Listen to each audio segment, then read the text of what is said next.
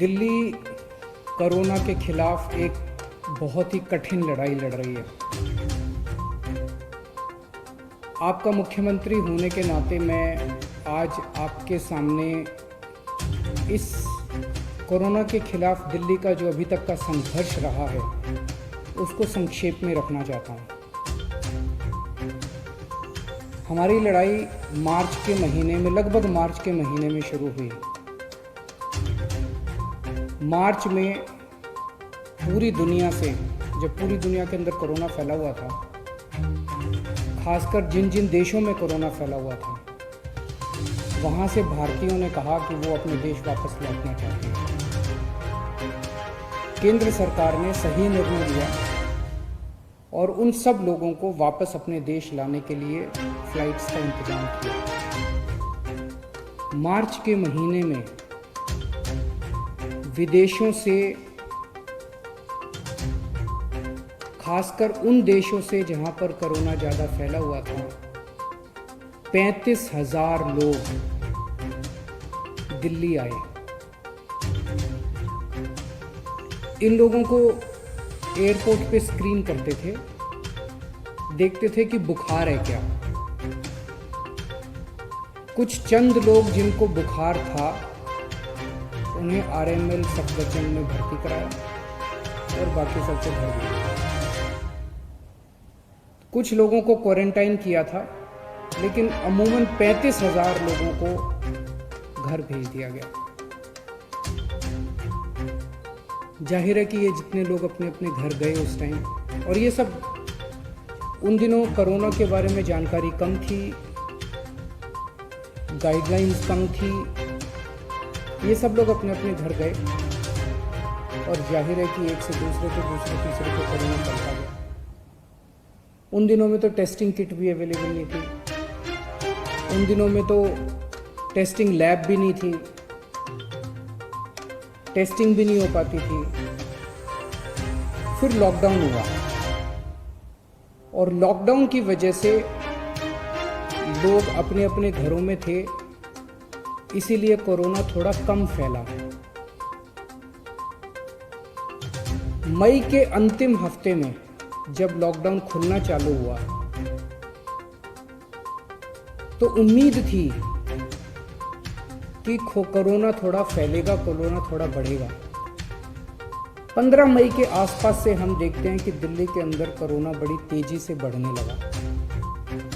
जब लॉकडाउन खुला तो ऐसा उम्मीद थी कि कोरोना के केसेस बढ़ेंगे, लेकिन कोरोना के केसेस उम्मीद से कहीं ज़्यादा तेजी से बढ़े और जून के पहले हफ्ते में आते आते, फर्स्ट वीक ऑफ जून में, दिल्ली के अंदर हमें बेड्स की कमी नज़र आने लगी, टेस्टिंग की कमी नज़र आने लगी,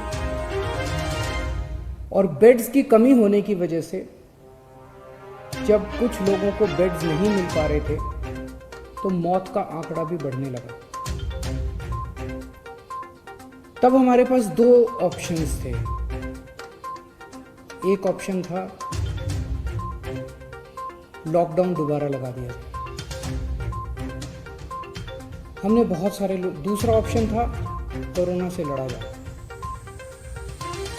जनता से पूछा, जनता का कहना था कि लॉकडाउन कब तक रहेगा, कभी ना कभी तो लॉकडाउन, आज नहीं तो कल, कल नहीं तो परसों, 1 महीने बाद, 2 महीने बाद लॉकडाउन तक खोलना पड़ेगा।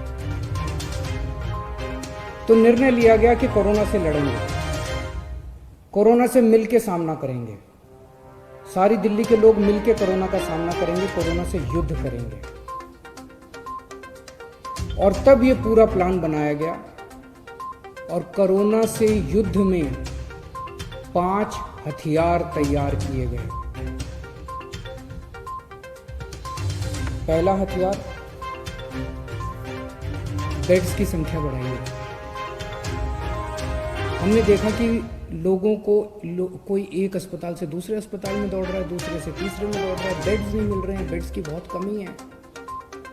मेरे पास रात रात भर फोन आते थे, मैं रात रात भर जाग के लोगों के लिए बेड्स का इंतजाम करता था। पिछले कुछ दिनों से फोन आने बंद हो गए हैं। पिछले एक महीने में हमने दिल्ली के अस्पतालों में कोरोना के मरीजों के लिए बहुत बड़े स्तर के ऊपर बेड्स का इंतजाम किया है। हमने सबसे पहला निर्णय लिया कि दिल्ली के सारे बड़े अस्पतालों में कम से कम 40% बेड्स कोरोना के मरीजों के लिए रिजर्व कर दिए। दूसरा बड़ा निर्णय लिया, दिल्ली के कुछ एक चंद बड़े अस्पतालों को, प्राइवेट और सरकारी अस्पतालों को पूरी तरह से कोरोना अस्पताल डिक्लेयर कर दिया गया। तीसरा बड़ा निर्णय लिया, हमने कई होटलों को अस्पतालों के साथ अटैच कर दिया।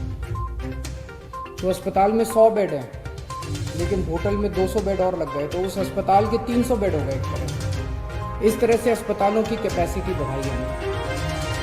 होटल नाराज हुए, होटल कोर्ट में गए, हमने कोर्ट में लड़ाई लड़ी और कोर्ट में लड़ाई जीत गए और 3,500 बेड्स हम लोगों ने होटल के अंदर पिछले एक महीने में हमने तैयार किए। अब राधा स्वामी सत्संग ब्यास में 2,000 बेड्स और तैयार हो चुके हैं। 10,000 बेड्स बहुत जल्दी तैयार हो जाएंगे। बुराड़ी अस्पताल जो अभी कंस्ट्रक्शन चल रहा था, उसको टेम्पोरेरी बेसिस पे 450 बेड्स वहाँ तैयार कर दिए। तो पिछले एक हफ्ते में पहला हथियार हमारा ये था, कोरोना के खिलाफ युद्ध में हमारा पहला हथियार था कि बेड्स की संख्या बहुत बड़े स्तर पर बढ़ा दी। जून के पहले हफ्ते में दिल्ली में अस्पतालों में बेड्स नहीं मिल रहे थे। आज कोरोना के जितने बेड्स हैं, 13,500 बेड्स हैं दिल्ली में, जिसमें से 7,500 बेड खाली पड़े हैं, केवल 6,000 बेड्स ऑक्यूपाइड हैं। अभी बेड्स की फिलहाल कमी नहीं है, प्राइवेट में भी और सरकार में भी। लेकिन हमें हाथ पे हाथ रख के नहीं बैठना। अभी आगे का भी हम इंतजाम कर रहे हैं, और भी बेड्स खाली पड़े रहे बेड्स, लेकिन बाई चांस कल को कोरोना बढ़ गया तो उसकी तैयारी करनी है, इसलिए और भी खूब बेड्स का हम इंतजाम कर रहे हैं। दूसरा हथियार हमारा था टेस्टिंग एंड आइसोलेशन। जून के पहले हफ्ते में हमने देखा कि लोगों को टेस्टिंग करने के लिए धक्के खाने पड़ रहे थे। कुछ टेस्टिंग लैब्स ने गड़बड़ करनी चालू कर दी, पॉजिटिव को नेगेटिव दिखा देते थे, नेगेटिव को पॉजिटिव दिखा देते थे। उन लैब्स के खिलाफ एक्शन लेना पड़ा और हमने कई सारे कदम उठाए।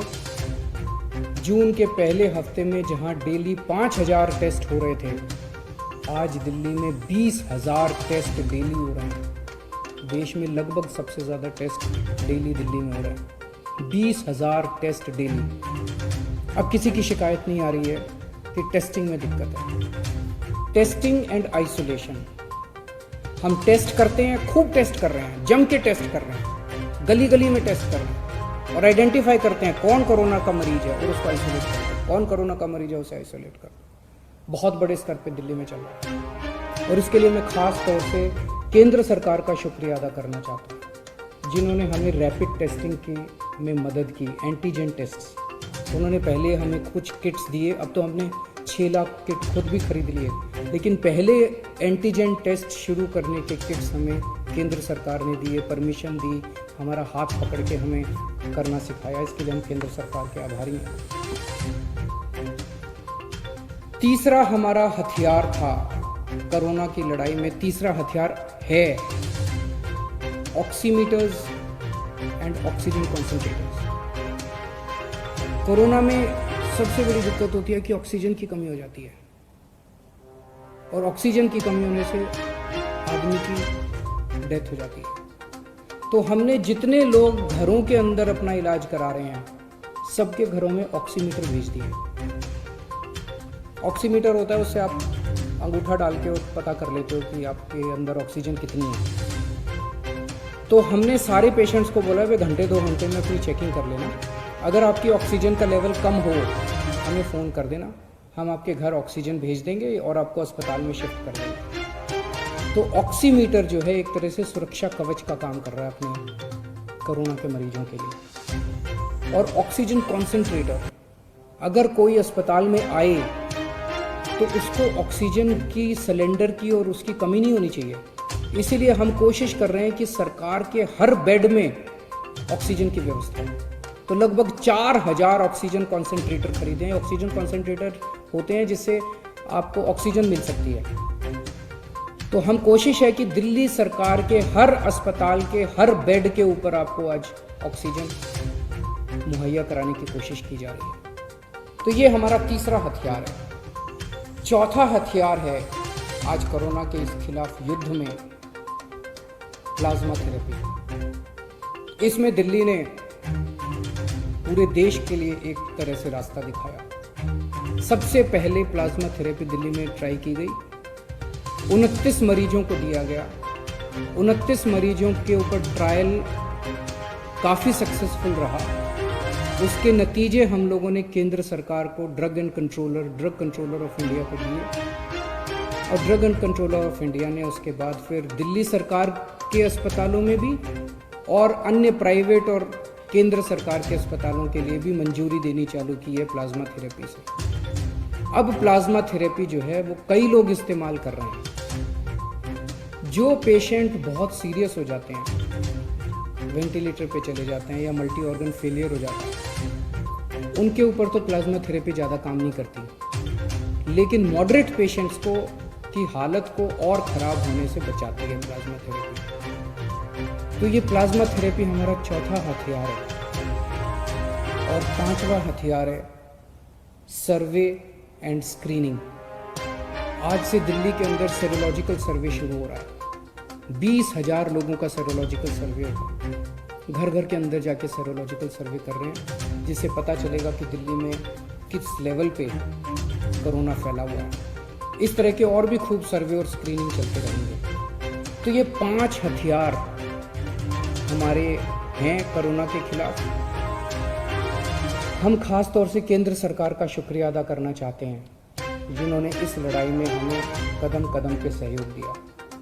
हम मीडिया का शुक्रिया अदा करना चाहते हैं, जिन्होंने हमारी समय समय पे कमियां बताई, गलतियां बताई, ताकि हमें मौका मिला उनको सुधार करने का। बहुत सारी समाज सेवी संस्थाएं हैं जो हमें इस पूरी मुहिम के अंदर दिल्ली वालों की मदद कर रही हैं। जीत निश्चित है, लेकिन जीत कब होगी ये नहीं कह सकते। कोरोना हारेगा, दिल्ली जीतेगी और ये 5 हथियार खूब कारगर साबित हो रहे हैं। बहुत बहुत शुक्रिया।